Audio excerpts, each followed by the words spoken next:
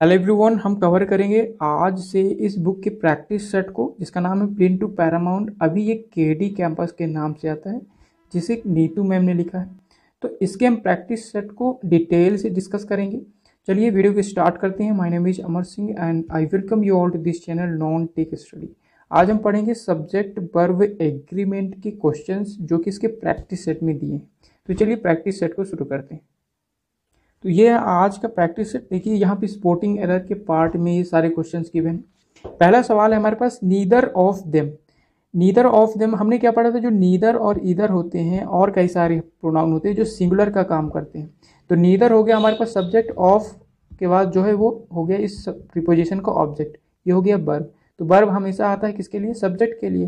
तो नीदर एक singular subject है तो यहाँ पे सिंगुलर वर्ब आएगा, हमारा आंसर हो जाएगा इज। ठीक है। अगला सवाल है, he walked 5 miles which are really great distance.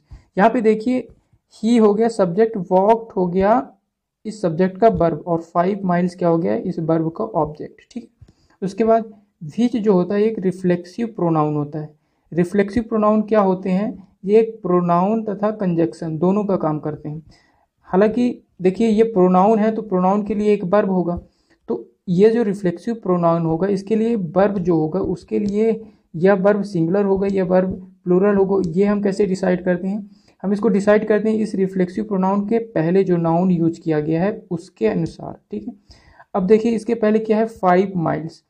5 miles है तो आप डायरेक्टली यहाँ पे आर लगा हुआ देख के इसको करेक्ट कर देंगे, जो कि गलती हो जाएगी, आपको आगे भी पढ़ना है। Which are really a great distance. देखिए आर जो है एक मेन वर्ब का काम करता है, यहाँ पे मेन वर्ब का काम कर रहा है, लेकिन आपको ये भी ध्यान रखना है कि अगर बी का कोई भी फॉर्म, कौन कौन सा बी का फॉर्म होता है? Is, am, are, was, were, be, been और being.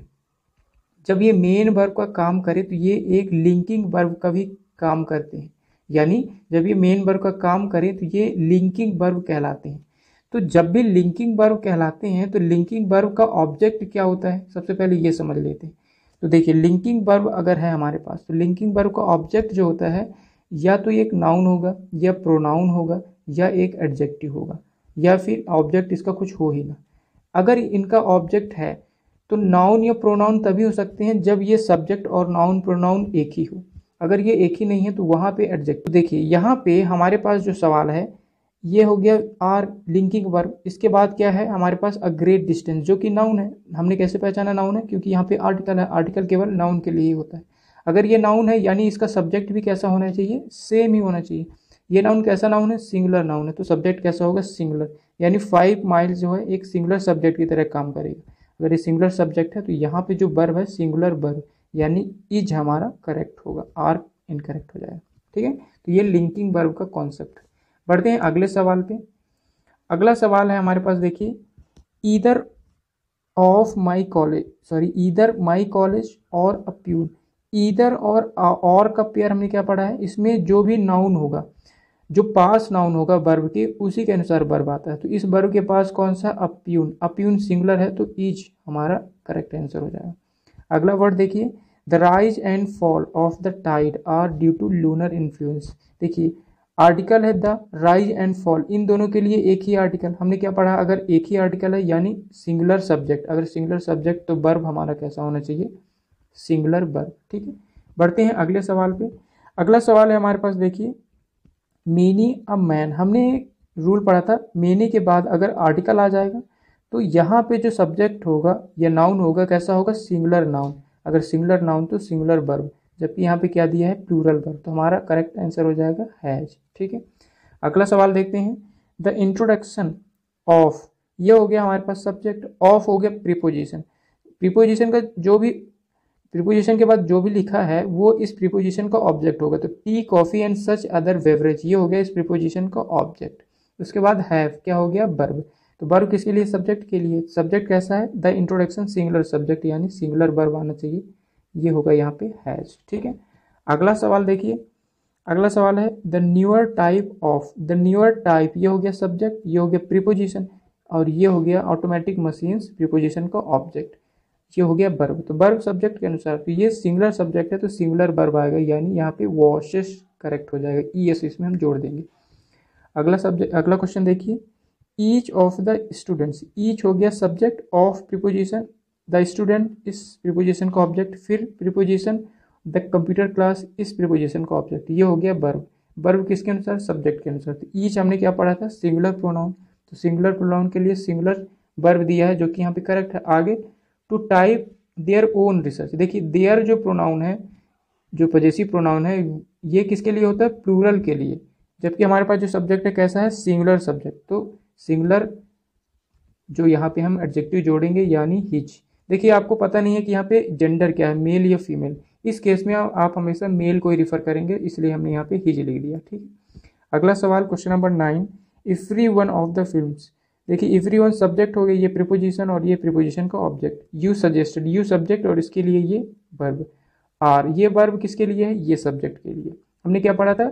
Number of subject is equal to number of verb, यानी जितने सब्जेक्ट होंगे, वर्ब नहीं, यहाँ पे अब मेन वर्ब जोड़िए, तो जितने सब्जेक्ट होंगे उतने ही मेन वर्ब होने चाहिए। तो इस सब्जेक्ट के लिए तो वर्ब मिल गया, इस सब्जेक्ट के लिए वर्ब क्या होगा? ये। तो एवरीवन सिंगुलर होगा, इसलिए आर नहीं होगा, इज हमारा करेक्ट होगा।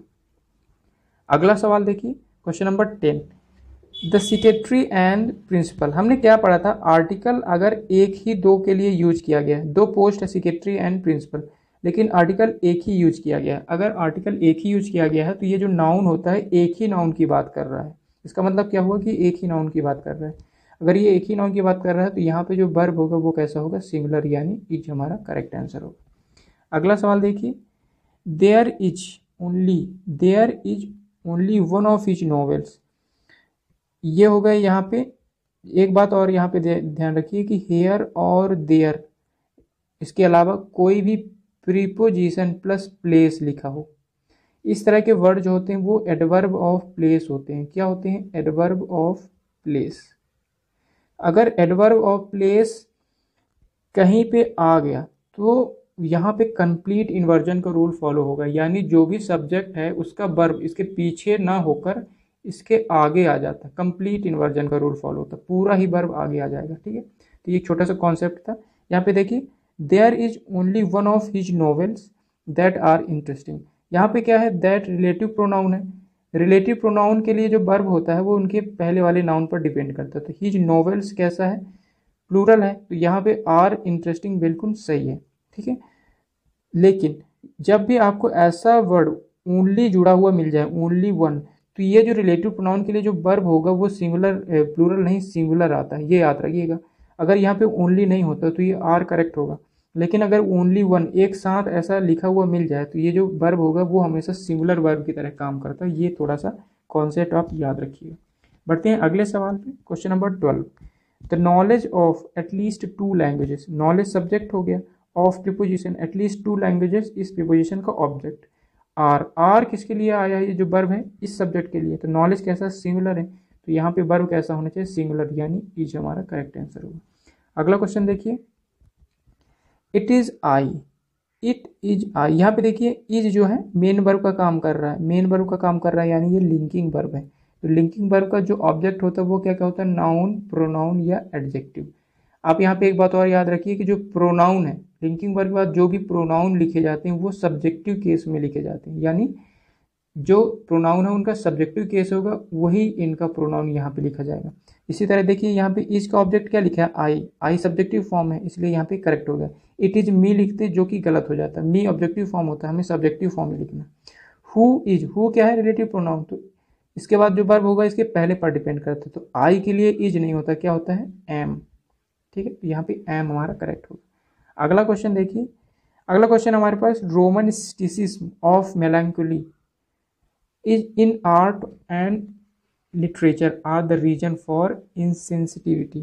तो यहाँ पे ये तो हो गया सब्जेक्ट, ऑफ प्रीपोजिशन ये हो गया इसका ऑब्जेक्ट, इन हो गया प्रीपोजिशन, ये पूरा यहाँ पे हो गया इसका ऑब्जेक्ट, आर हो गया कैसा?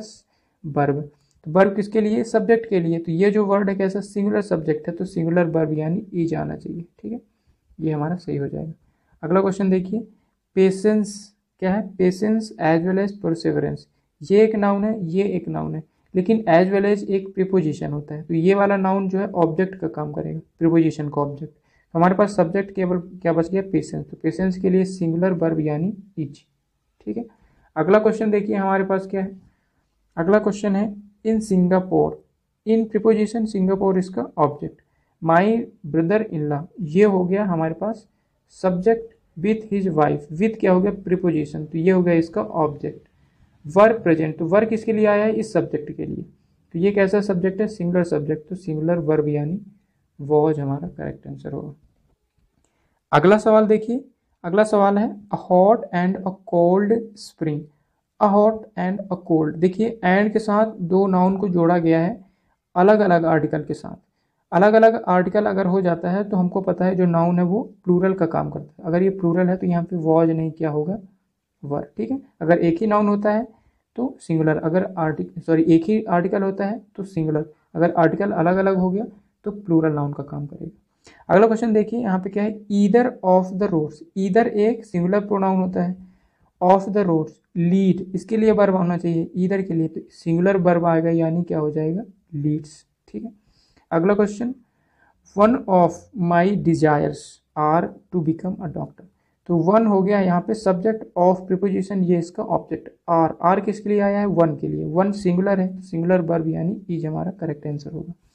अगला क्वेश्चन देखिए क्या है, the whole block, the whole block हो गया सब्जेक्ट, ऑफ प्रीपोजिशन ये इसका ऑब्जेक्ट, इंक्लूडिंग टू शॉप्स ये हो गया पूरा ऑब्जेक्ट, ठीक है। वर क्या हो गया इस सब्जेक्ट के लिए वर्ब, जबकि ये वर्ब ये सब्जेक्ट कैसा है सिंगुलर, तो यहाँ पे सिंगुलर वर्ब आएगा यानी वॉज हमारा करेक्ट आंसर होगा। अगला सवाल देखिए, द सम एंड सब्सटेंस, ये आर्टिकल दो के लिए आया, दोनों के लिए एक ही आर्टिकल, अगर एक ही आर्टिकल है तो वर्ब कैसा होगा सिंगुलर यानी इज। अगला क्वेश्चन देखिए, neither of the five accused, देखिए एक बात यहाँ पे ध्यान रखिए, जो नीदर होता है ये दो के लिए यूज होता है। इसके बाद अगर दो से ज़्यादा है तो वहाँ पे हम नन को लिखेंगे, किसको लिखेंगे नन को।